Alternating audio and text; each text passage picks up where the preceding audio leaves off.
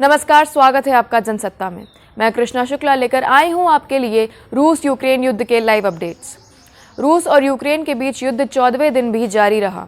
Ukraine के Kyiv समेत कई शहरों में हमले से तबाही का दौर रुक नहीं रहा है। रूस को रोकने के लिए विश्व भर में तमाम तरह के प्रयास किए जा रहे हैं। अमेरिकी राष्ट्रपति जो बिडेन ने संयुक्त राज्य अमेरिका में रूसी तेल और अन्य ऊर्जा आयात पर प्रतिबंध लगा दिया है। इसके साथ ही यूक्रेन पर हमले को रोकने के लिए रूसी राष्ट्रपति व्लादिमीर पुतिन पर दबाव बढ़ा दिया गया है। मैकडॉनल्ड्स, स्टारबक्स और कोका कोला सहित कई वैश्विक ब्रांडों ने रूस में बिक्री बंद कर दी है। सीज फायर का ऐलान होने के बावजूद रूस ने आक्रमण बंद नहीं किया था।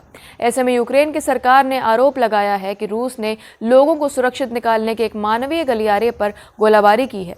बिडेन ने आयात प्रतिबंध की घोषणा के बाद कहा कि यूक्रेन के खिलाफ रूस के युद्ध ने गैस की कीमतों में वृद्धि के साथ अमेरिकी परिवारों को चोट पहुंचाई है और इसके और बढ़ने की आशंका है। हालांकि उन्होंने देश के मूल्य वृद्धि को कम करने के लिए हर संभव प्रयास करने का वादा किया है। इस बीच विदेश मंत्रालय ने मंगलवार को कहा कि युद्धग्रस्त यूक्रेन के सूमी शहर में फंसे सभी भारतीय छात्रों को बाहर निकाल लिया गया है। उन्हें घर वापस लाने के लिए ऑपरेशन गंगा के तहत उड़ानें तैयार की जा रही हैं। यूक्रेन और रूस के बीच हो रही जंग के बीच सूमी से 700 भारतीय छात्रों को मंगलवार को 12 बसों के जरिए निकाला गया। विदेश मंत्रालय के प्रवक्ता अरिंदम बागची ने कहा, सूमी से बाहर चले गए भारतीय छात्रों को पोल्टावा ले जाया जा रहा है, जहां से वे पश्चिमी यूक्रेन के लिए ट्रेनों में सवार होंगे। बता दें कि पोल्टावा सूमी से लगभग 175 किलोमीटर की दूरी पर है। उधर यूक्रेन के राष्ट्रपति वोलोदिमीर जेलेंस्की ने ब्रिटेन की संसद को संबोधित करते हुए कहा कि उनका देश रूस के आक्रमण के खिलाफ आखिरी सांस तक लड़ता रहेगा। जेलेंस्की ने ब्रिटिश सांसदों से कहा कि हम हार नहीं मानेंगे और हारेंगे भी नहीं। यूक्रेन से वीडियो के जरिए हाउस ऑफ कॉमन्स को संबोधित करते हुए जेलेंस्की ने ब्रिटेन से रूस पर प्रतिबंध बढ़ाने और उसे आतंकवादी देश मानने का आग्रह किया। जंग के हालात से भारतीयों को सुरक्षित निकासी के लिए प्रधानमंत्री नरेंद्र मोदी की 2 अलग अलग फोन कॉल पर रूसी राष्ट्रपति व्लादिमीर पुतिन और यूक्रेनी राष्ट्रपति वोलोदिमीर जेलेंस्की के साथ सोमवार से बातचीत हुई।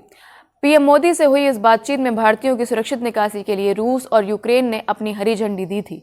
प्रधानमंत्री से कहा कि उन्हें सुरक्षित मार्ग के साथ कोई समस्या नहीं है।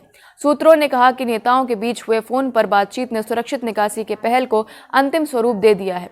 वहीं मॉस्को और कीव में अधिकारियों को मानवीय गलियारा बनाने के निर्देश मिलने के बाद डेक को मंजूरी दे दी गई है।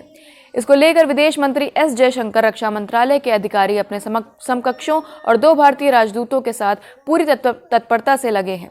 वहीं मॉस्को में पवन कपूर और कीव में पार्थ सतपथी दोनों दिल्ली में शीर्ष अधिकारियों के साथ संपर्क में थे। इसके अलावा जिनेवा में अंतर्राष्ट्रीय संगठन रेड क्रॉस से भी संपर्क किया गया। उन्होंने यूक्रेन में अपनी इकाई को सतर्क कर दिया, जिससे निकासी अभियान की व्यवस्थाओं में मदद मिली।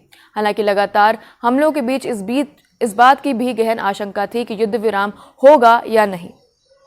देश दुनिया की तमाम खबरों से जुड़े रहने के लिए बने रहिए जनसत्ता के साथ। धन्यवाद।